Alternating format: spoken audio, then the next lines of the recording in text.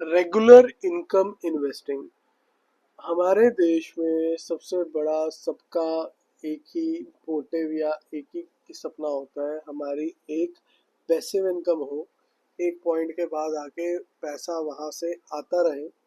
इस वीडियो में मैं आपको बताने वाला हूँ वो कैसे हो सकता है। किसी गवर्नमेंट बैक स्कीम्स या हम यहाँ पर प्रोडक्ट नहीं सेल कर रहे हैं, हम आपको तरीका बता रहे हैं, एजुकेट कर रहे हैं और डाइवर्सिफाई हम यहाँ पर आपके लिए करेंगे। वीडियो शुरू करने से पहले जय हिंद दोस्तों, मेरा नाम है Ankur Malhotra. Welcome to the new video और चैनल मनी विद अंकुर। सबसे पहले तो आपको ये जानना बहुत ज़रूरी है, 6% हमारा इन्फ्लेशन होता है, उसको आपको बीट करना ही करना है, तभी आपका जो पैसा है वो रेगुलरली ग्रो करेगा। सबसे पहला ऑप्शन क्या है? ट्रेडिशनल और इक्विटी ऑप्शन। सबसे पहले तो आ गया आपका एफडीज। मिनिमम जो 6% है और मैक्सिमम 8% है। 8% से ऊपर भी है, लेकिन हम उसे 8 पे ही वो करते हैं। अगर आप सीनियर सिटीजन हैं तो उससे भी ऊपर की चले जाता है और कई बैंक्स देते हैं।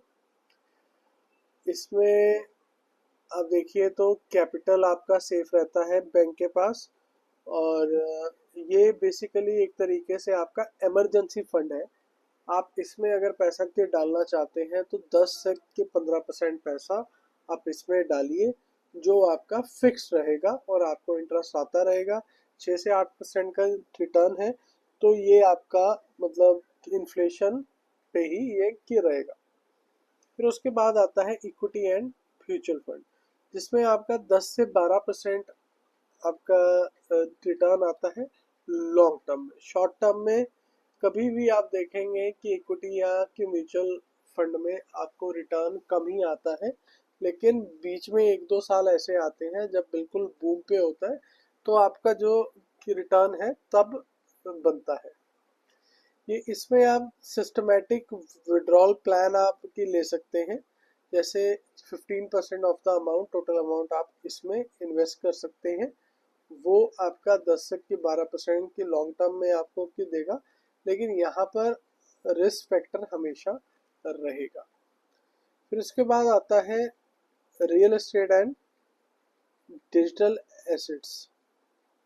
रियल एस्टेट में 3% के आसपास आपकी डिविडेंड यील्ड होती है, या आप कह सकते हैं कि अपना की रेंट यील्ड होती है।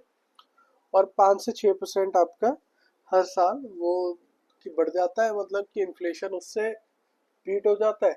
और 3% जो आपका है वो आपकी सेविंग रहती है।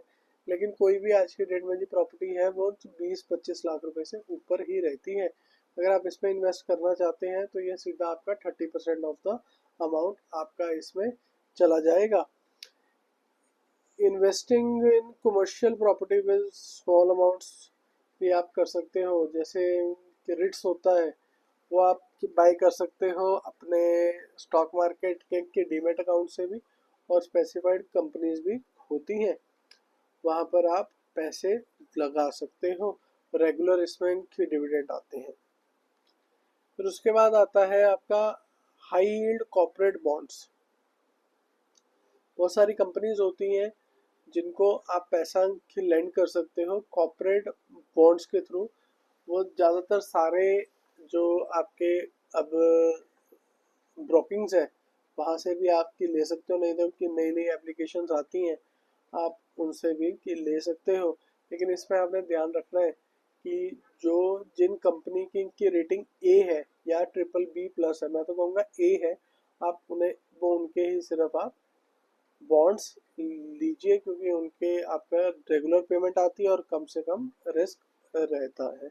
इसमें आप अपना 15% लगा सकते हैं। एमर्जिंग P2P लैंडिंग, यहाँ पर आपको 12% तक रिटर्न मिल जाता है। डेली इसमें लिक्विडिटी है, ठीक है। और इसमें क्या होता है कि आप किसी और को पैसा लेंड करते हैं, और इसमें अगर पहली बात तो मैं इसमें आपको कि इन्वेस्ट करने की राय नहीं देता हूँ। फिर भी अगर आपने करना है तो मैक्सिमम 5% आप इसमें कि इन्वेस्ट कीजिए। हायर रिटर्न है लेकिन हायर रिस्क भी है। अब आप देखिए जो जो हमने चीज़ें आपको बताई उसमें रिस्क कितना है, इन्फ्लेशन कितना है।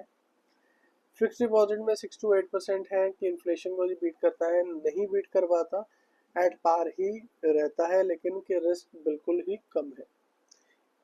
इक्विटी में 10 से 12% आपका रिटर्न रहता है, वो इन्फ्लेशन को बीट करता है, लेकिन कि लॉन्ग टर्म में, शॉर्ट टर्म में नहीं, हाई रिस्क है ये।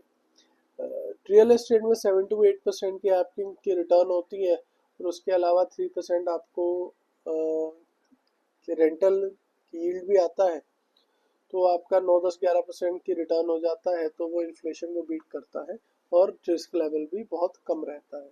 कॉर्पोरेट बॉन्ड्स में 9 to 11% आपका रिटर्न रहता है, ये कि इन्फ्लेशन को जी बीट करता है और रिस्क इसमें भी कम रहता है।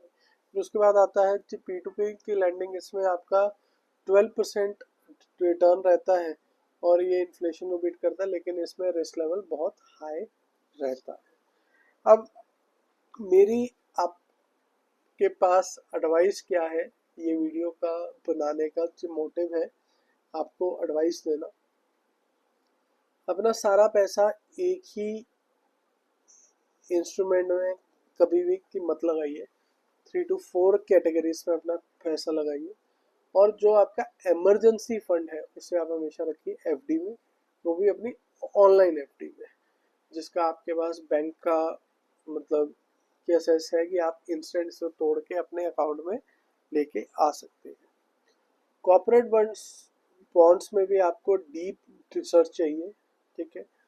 और जो आपका P2P की लेंडिंग है वो एट एनी केस आपका कि 10% से ऊपर की नहीं होना चाहिए, क्योंकि वो बहुत हाई रिस्क है। मैं तो कहूँगा कि 5% से ऊपर ही नहीं होना चाहिए। और इक्विटी में अगर आप कि लॉन्ग टर्म के लिए कि लेके चलते हैं तो वो कि एक अच्छा बाय है। शॉर्ट टर्म के लिए म्यूचुअल फंड या कि इक्विटी में आपको रिकमेंड नहीं करूँगा।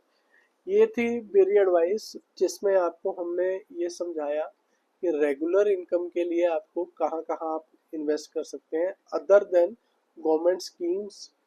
और कोई भी मैं यहाँ पर प्रोडक्ट नहीं की सेल कर रहा हूँ, सिर्फ आपको एजुकेट करा है। वीडियो अच्छी लगी हो तो सब्सक्राइब देके जाइए भाई, 1000 सब्सक्राइबर करेंगे तभी आगे काम की चलेगा, नहीं तो ऐसे तो थोड़ा सा मुश्किल है। Thank you for watching, please like share and subscribe, keep investing सोच समझ के।